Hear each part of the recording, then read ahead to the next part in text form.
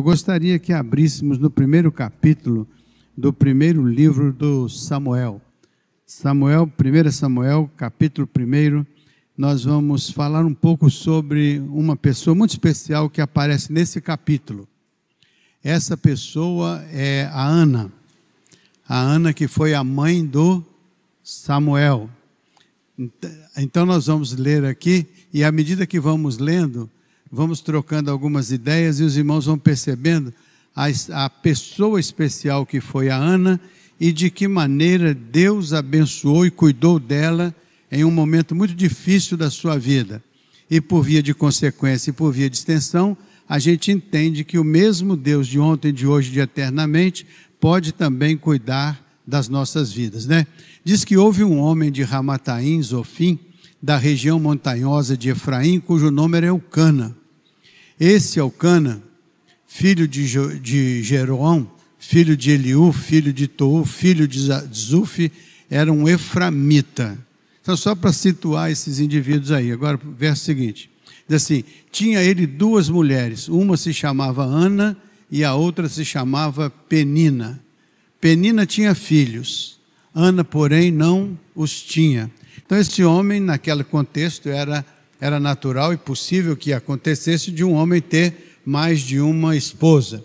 E nesse caso, este homem tinha duas esposas, uma chamava-se Ana e a outra Penina, e ele faz uma distinção: a Ana não tinha filhos e a Penina tinha filhos. A Ana não tinha filhos porque era estéril, não podia tê-los, né?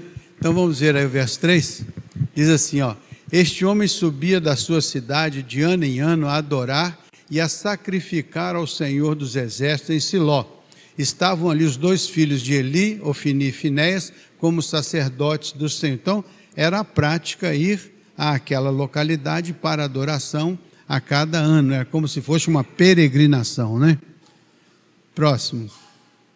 Diz assim: no dia em que Eucana oferecia o seu sacrifício, dava ele porções deste a Penina, sua mulher, e a todos os seus filhos e filhas. Então, quando ele fazia o sacrifício, ele distribuía para estas pessoas, mas ele fazia algo especial pela Ana. Quer ver? Verso 5. Diz assim: a Ana, porém, dava porção dupla, porque ele a amava, ainda mesmo que o Senhor a houvesse deixado estéril. Então, na compreensão deles, ela era estéril por conta de uma obra de Deus. Mas ele a amava profundamente, mesmo que ela não pudesse lhe dar herdeiros, e dar filhos, dar sucessão, ele ainda a amava profundamente e fazia alguma coisa que pudesse, de alguma forma, compensar aquilo que para ela era uma situação difícil. Até porque vocês vão ver por que era uma situação difícil. Quer ver? Verso 6. A sua rival, quem que era a rival da Ana? Era a Penina, né? A sua rival a provocava excessivamente para a irritar, porquanto o Senhor lhe havia cerrado a... Então elas entendiam que era uma obra de Deus, a negação da maternidade, e por uma razão especial ela irritava a outra. Eram esposos do mesmo homem, então era uma situação complicada. E ela então irritava a Ana por causa desta dificuldade. Veja o que vai acontecer.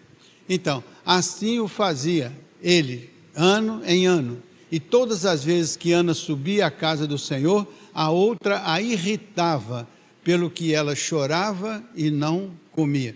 Aí vocês estão vendo que há uma relação conflituosa aí, né? Era para ser uma relação harmoniosa, mas aí tem uma relação conflituosa. E o resultado dessa relação era a irritação que a Penina impunha sobre a Ana. E o resultado da Ana, o que acontecia com a Ana, é que ela chorava e ela não comia. Então, uma situação conflitante. Você já viveu uma situação conflitante com alguém ao seu lado, ao seu redor?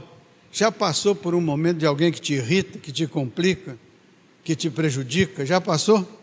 Se você nunca passou, dê graças a Deus, porque quem passa sabe que é ruim conviver com alguém com quem você não sente segurança nem confiança. Ao contrário, a relação acaba sendo sempre uma relação difícil e complexa, né? Então vamos lá, o verso 8. Diz assim: então Eucana, seu marido, lhe disse: Ana, por que é que você chora? Por que você está triste? Por que você não come? O que está acontecendo com você?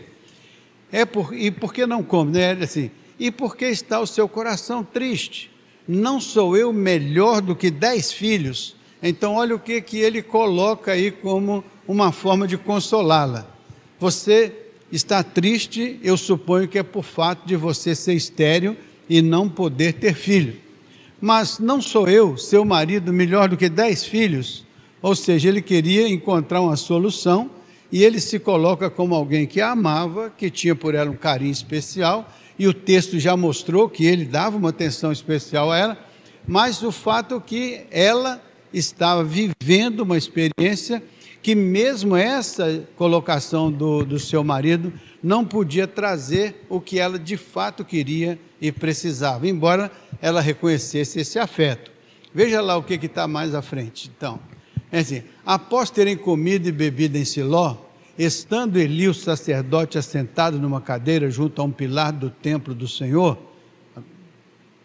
próximo, levantou-se Ana e com amargura de alma orou ao Senhor e chorou abundantemente. Então, quando eles estavam em Siló, local que eles foram para adoração, estava o sacerdote numa determinada localidade e a Ana aparece ali com amargura de alma e ela ora ao Senhor e ela chora abundantemente.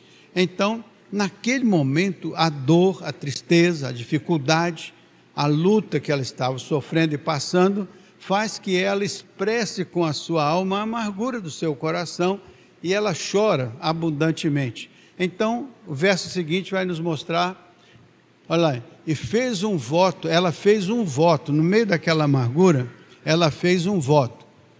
E ela disse: Senhor dos exércitos, se benignamente atentares para a aflição da tua serva, e de mim te lembrares, e da tua serva não te esqueceres, e se lhe deres um filho varão, ao Senhor o darei por todos os dias da minha vida, e sobre a sua cabeça não passará navalha.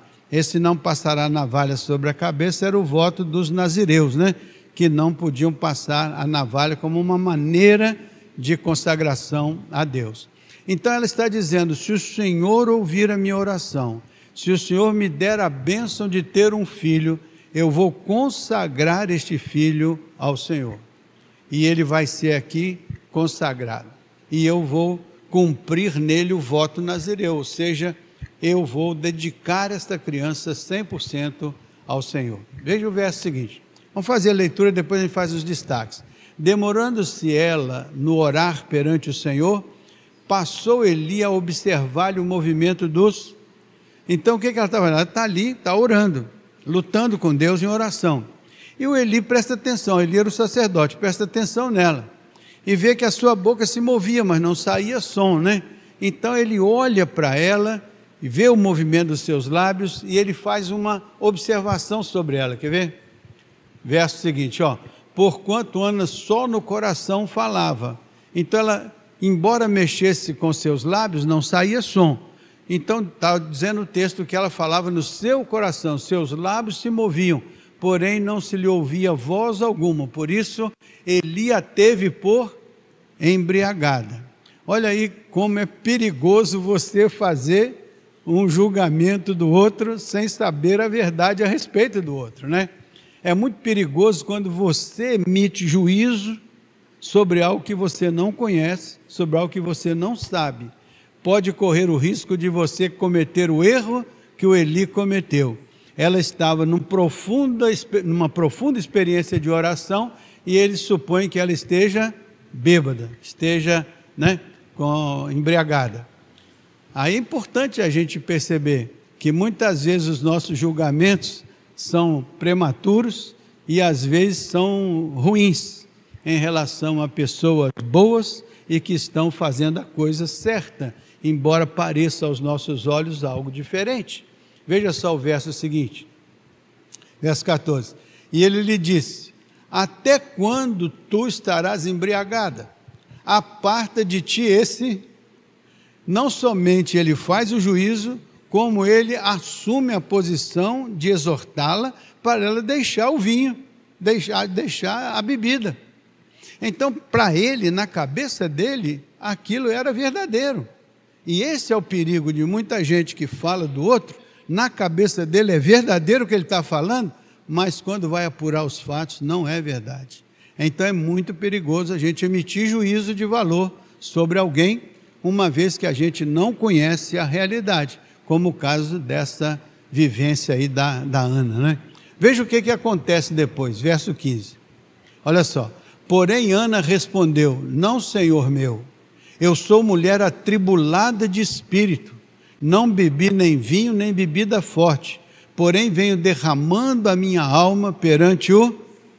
Então ela disse: está enganada a meu respeito, eu sou uma mulher atribulada de coração, e eu estou aqui intensamente em oração, eu venho perante o Senhor derramar a minha alma, eu venho abrir perante o Senhor o meu coração.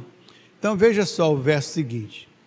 Então, não tenhas, pois, a tua serva por filha de Belial. Vamos aí, filha do inimigo, né? Porque pelo excesso da minha ansiedade e da minha aflição é que tenho falado até agora. Pelo excesso da minha angústia, da minha aflição, do meu problema, da minha luta, é que eu tenho aberto o meu coração perante o Senhor. Olha o passo seguinte, vamos lá. Então lhe respondeu ele: vai-te em paz, e o Deus de Israel te conceda a petição que lhe... Então ele se deu conta de que o juízo dele era prematuro, ele se deu conta que o juízo dele não era verdadeiro. Ao invés de querer forçar a situação, ele reconhece e passa então a apoiá-la e a abençoá-la, no sentido de que Deus pudesse conceder aquilo que era o seu pedido. Então, como sacerdote, ele se sensibilizou com ela e abençoou a vida dela. Verso 18. Veja só. E disse ela: acha a tua serva mercê diante de ti. Assim a mulher se foi pelo seu caminho e comeu, e o seu semblante já não era triste. Como é importante você orar no dia da angústia. Como é importante você ter um Deus a quem você pode se dirigir na amargura do seu coração, na tristeza do seu coração, na dor do seu coração. E como é bom que você tenha pessoas que possam ajudar, incentivando você a orar, a depender de Deus. Mesmo que num momento anterior, essa mesma pessoa possa ter feito algum juízo errado a seu respeito. Mas ali está um exemplo de uma pessoa que se equivocou sobre o julgamento e depois voltou atrás e disse que Deus abençoe a sua oração. Reconheceu que ali estava uma mulher de oração, né? Vamos para frente então. Olha lá. Levantaram-se de madrugada, adoraram perante o Senhor e voltaram. E chegaram à sua casa, a Ramá. Elcana coabitou com Ana, sua mulher, e lembrou-se dela o Senhor. Então é muito importante quando no processo da vida a gente sofre as dificuldades, as desilusões, as angústias, mas no mesmo processo da vida a gente experimenta a graça de Deus, experimenta o cuidado de Deus, experimenta o socorro divino, e isto traz você do fundo do poço, né, para firmar os seus pés sobre a rocha, né? Verso 20, olha lá. Ela concebeu e, passado o devido tempo, teve um filho, a quem chamou de Samuel, pois dizia: do Senhor eu o pedi. Ele é um pedido do Senhor, né? E ela teve então um filho, Samuel. E agora o final do capítulo vai desdobrar o que ela fez com esse filho, quer ver? Assim: subiu Elcana, seu marido, com toda a sua casa, a oferecer ao Senhor o sacrifício anual e a cumprir o seu voto, porque de fato era um voto que ele tinha que cumprir, e o povo cumpria de modo geral. Olha o que ele fala com ela, que é o verso 22.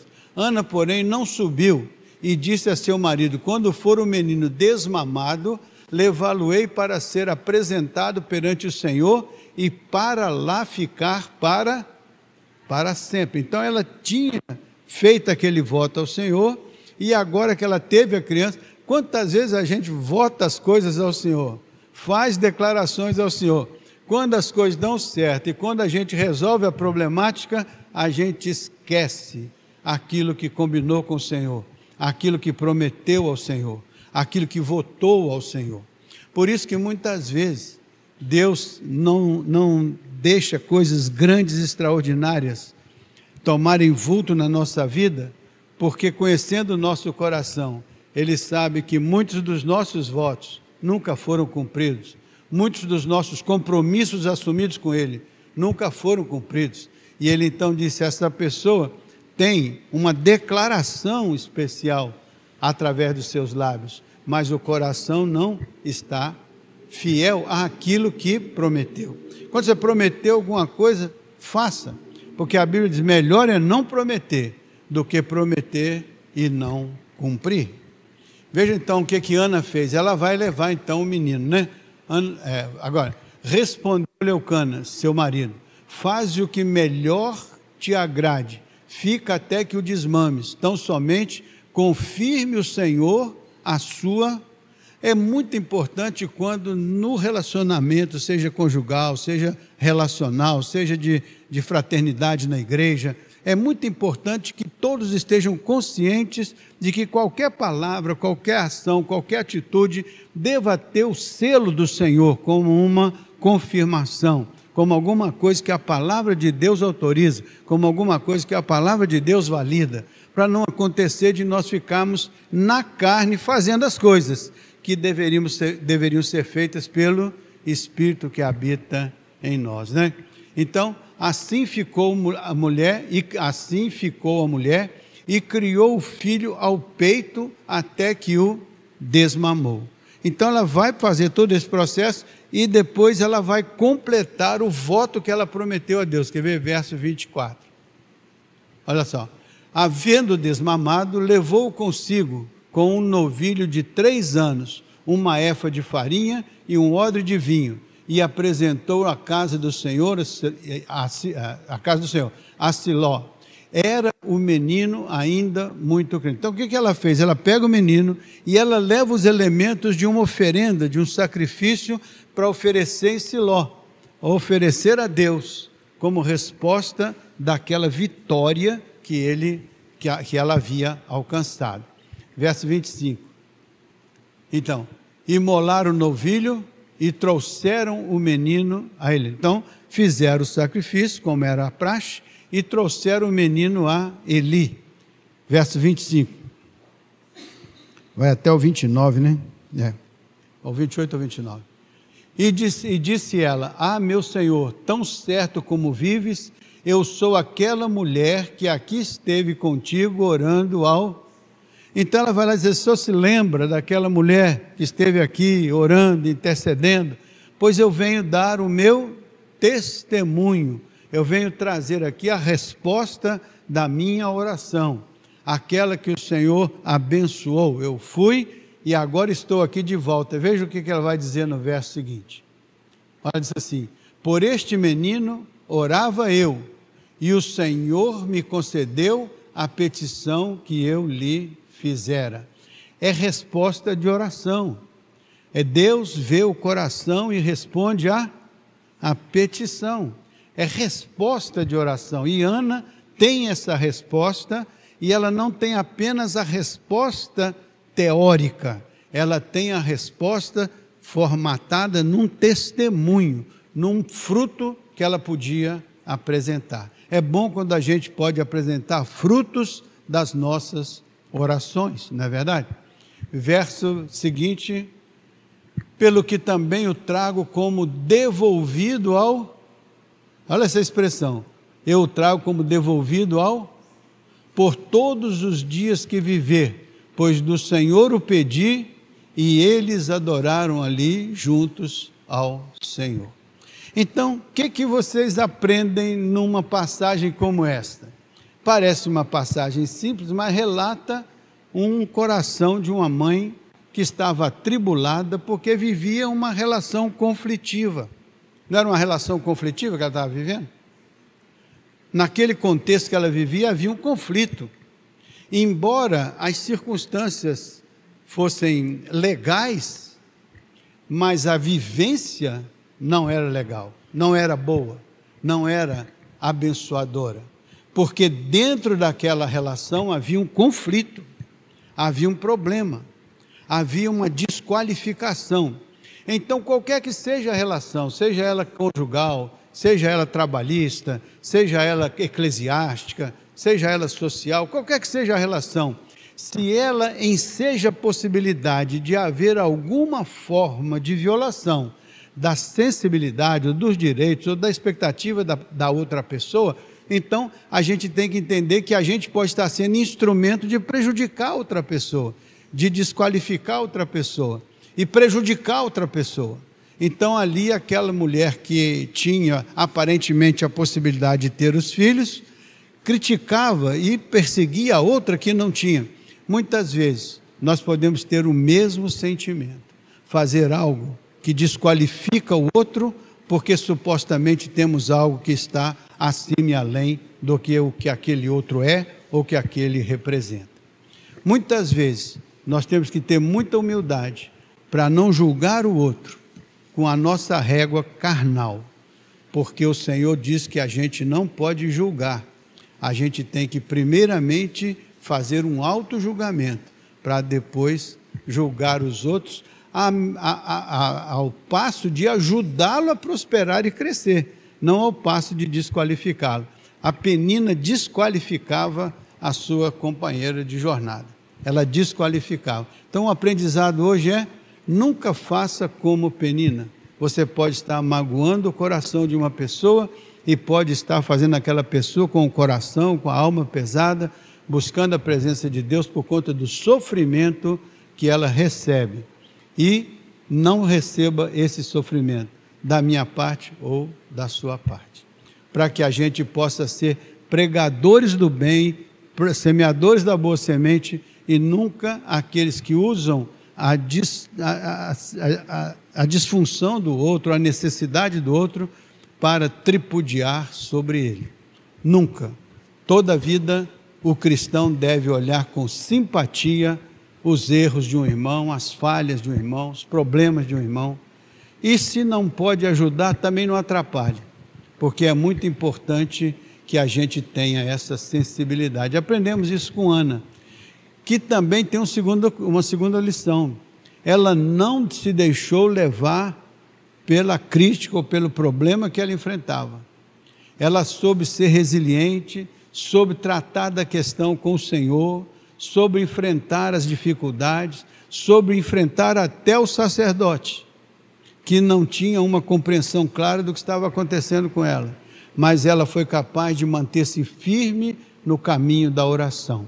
Se você passa por uma luta, passa por um problema, passa por uma dificuldade, entenda que você tem um Deus poderoso, que está com a sua mão estendida, e Ele vai olhar para você, e vai te ajudar, mesmo que Ele tenha que orar por você, até com gemidos inexprimíveis.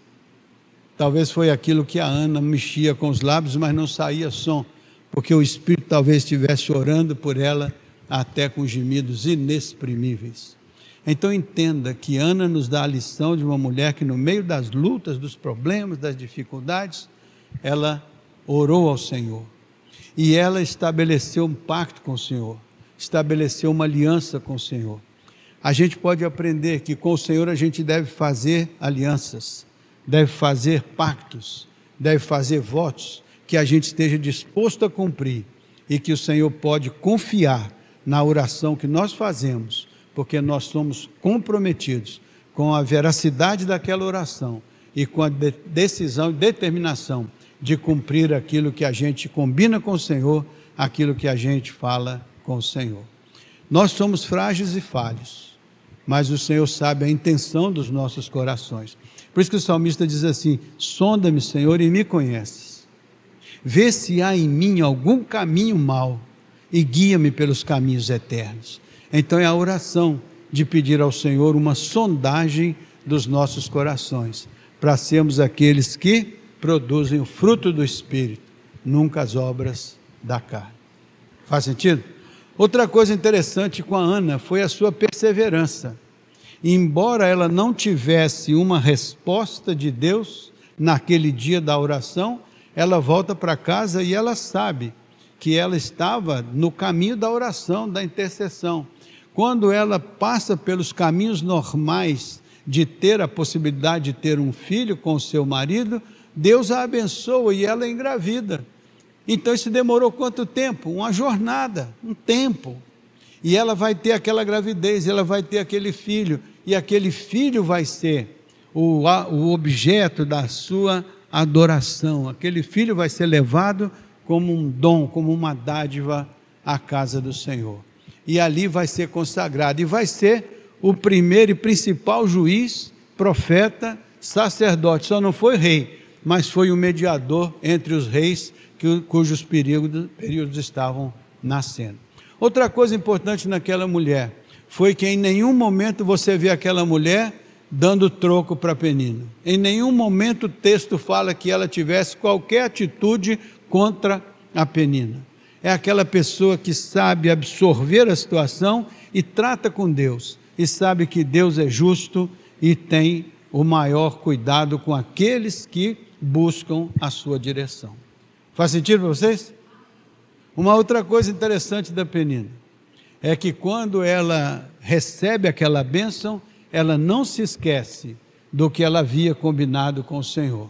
E ela vai lá e honra o Senhor com aquela promessa que ela havia, com aquele voto que ela havia feito. Então, uma mulher comprometida do começo ao fim, com as orações, com a dependência de Deus, com a superação das dificuldades relacionais, em tudo se tornou um modelo, um exemplo de quem de fato quer estabelecer com Deus uma boa relação e com as pessoas ao seu redor. Ela não se deixou também entristecer pelo fato que as pessoas pudessem minimizar o seu problema. Imaginou quando o marido dela chegou para ela e disse assim: eu não sou melhor do que 10 filhos. O problema dela era a gravidez que ela não conseguia. O problema dela era muito maior do que ter ou não ter filhos, ela não poder ter filhos. E ele queria tomar o lugar de 10 filhos na vida dela, mas nenhum homem toma o lugar da maternidade na vida de uma mulher, não tem como. Aquilo era uma questão dela e Deus, e ela tratou com Deus. Ela não critica o seu marido, ela não critica a Penina, ela não critica ninguém, nem ela criticou o sacerdote quando ele a desqualificou. Ela só disse a verdade a respeito dela, e isso moveu o coração do sacerdote. Fica as lições dessa nossa irmã aqui, Ana, que lá no passado deixou para nós um exemplo de uma mulher que tinha um problema, uma dificuldade, lutou pela sua vida, venceu o problema, venceu a dificuldade, foi vencedora e não deixou nenhum traço de algo que ela tenha feito que pudesse desqualificá-la. Embora ela tivesse passado por situações difíceis e até tenha sido desqualificada, mas ela mesma mostrou, através da sua vida de oração, da sua determinação de cumprir o projeto de Deus, que ela produziu, gerou um fruto que está aqui na palavra, que se chama Samuel, e este fruto perdura por gerações e gerações, e está nos abençoando aqui. Então, creio que o capítulo 1 de Samuel, ele é tão importante quanto por conta mesmo da biografia dessa mulher, que foi uma bênção nas mãos de Deus e pode nos inspirar hoje no nosso momento de oração. Se você está passando por uma tribulação, uma dificuldade, uma luta, uma desqualificação, seja o que for, pense no exemplo da Ana e ore ao Senhor com toda a intensidade do seu coração. E Ele que não está distante, cuja mão não está encolhida, que não possa alcançar, vai ouvir sua oração, vai estabelecer com você um concerto e uma aliança, e Ele vai cumprir o propósito dele na sua vida.